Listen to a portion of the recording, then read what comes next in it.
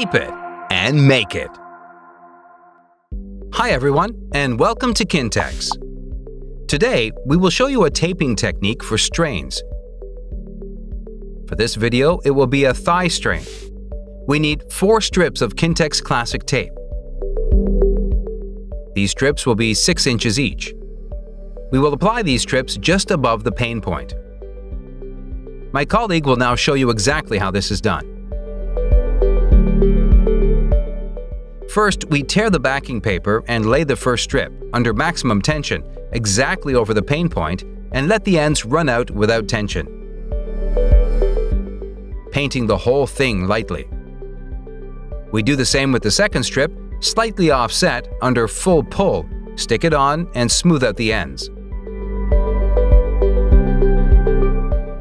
The third strip, also under full tension, at a right angle over the pain point.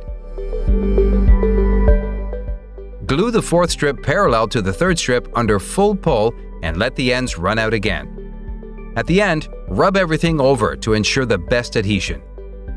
Thank you for using Kintex. Tape it and make it.